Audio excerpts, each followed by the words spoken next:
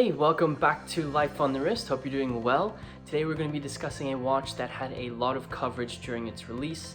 I'm going to give you my 2 cents on what I think about it, put up some pictures so you can take a look at it, give you some information on the watch, so I hope it's kind of helpful for you to kind of get an understanding of the watch itself. This watch was from Oris. It is the Big Crown ProPilot X Calibre 115.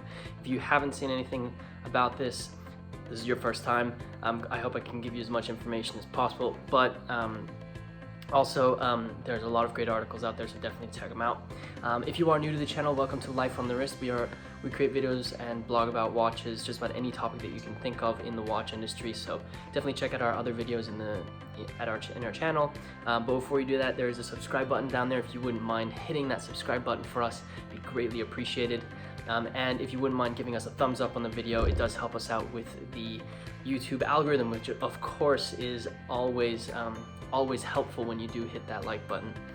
When you do that, leave a comment below telling me that you did that. So, the Oris decided to have has released a new watch, and over the past few weeks, I've enjoyed kind of looking at all of these new releases. I've done quite a few videos on new releases from different companies, and it's been kind of fun because I can kind of keep up with the watch news, make sure you guys are well informed with what's being released by these companies. So obviously Oris released a new Big Crown ProPilot X.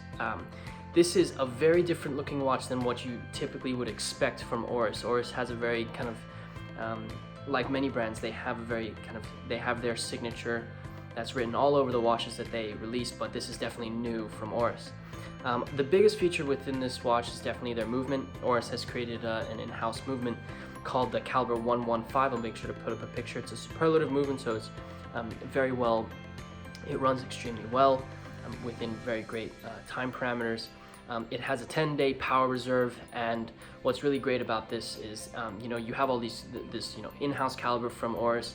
You have the 10-day power reserve, but you can actually see the watch moving. It has a skeleton dial on the face, on the dial side of the watch, so you can actually see the movement ticking away, which I think is a great feature for it, especially because an in-house movement from Oris is obviously a new feature from them. A 10-day power reserve is a new feature from them, so they're really kind of drawing the attention to the fact that the movement is the main focus of this new release. Obviously, like I said previously, this is a very different move from Oris, especially with one, the design of the watch, 2, creating an in-house movement, skeleton dial. It's a very different aesthetic and towards the typical design that you expect from Oris. But I think I like the fact that it's a skeleton dial because it really shows off what Oris has decided to research, to develop, and then obviously release to the public. And I think the skeleton dial shows it off really, really nicely. The case is made out of titanium, as you probably have read before, but the case is made out of titanium. It measures 44 millimeters. Unfortunately, my wrists are a little bit smaller, so 44 millimeters is a substantial case size and probably wouldn't fit my wrist very well. So I don't think I'm going to be able to wear it and buy it, but I don't think, technically this memo sale is also 40 millimeters, but it doesn't have lugs. This one does. The Oris Big Crown ProPilot X, it's a mouthful, does have lugs, so it probably would go over the ends of my wrist. So 44 millimeters in diameter in titanium. The watch has a real kind of industrial feel, design, look to it. Even the color of the case and the bracelet, as well as the movement, are extremely industrial in their kind of aesthetics. I kind of like it. I like the fact that it's not like something that Oris has ever created previously, and I think it looks really cool. The bracelet also kind of, when I first looked at it, it kind of just looks like the back of a cockroach, which is kind of a weird way to describe it, but it reminds me of that. And obviously the links are integrated together, so it's kind of it's a very seamless kind of design when you look around. It also stands up quite nicely. If you set the watch on the bracelet, it stands up kind of like an AP Royal Oak would. So it looks quite cool, and there isn't a huge distinction between the case and the bracelet, which I also like. It's kind of one seamless motion with the way in which the lines of the watch flow. So the design is very kind of integrated. The bracelets aren't integrated, but it looks very kind of seamless. Obviously, like I said, the color of the bracelet is similar to that of the watch itself. And you're probably wondering about cost, because 10-day power reserve is pretty intense. In-house movement from Oris. I think it's reasonably priced for all the things that you're going to be getting for it. So the cost of the watch with the bracelet is $7,600 US, and with a leather strap it is $7,200. So priced in my opinion appropriately, and I think it's a great buy. I'd be interested to see what the price does when it hits the secondhand market. Obviously they're available immediately when they were released, but I'm interested to see what happens with a few months go by. How obviously they're probably going to depreciate in value, but to what extent, especially being an in-house movement, 10-day power reserve. So there's a lot of things going for it that can probably help the short-term depreciation kind of be capped at a specific amount. But that is all to come, and we'll have to keep an eye on the second-hand market to identify how far that ends up happening before it starts appreciating in value.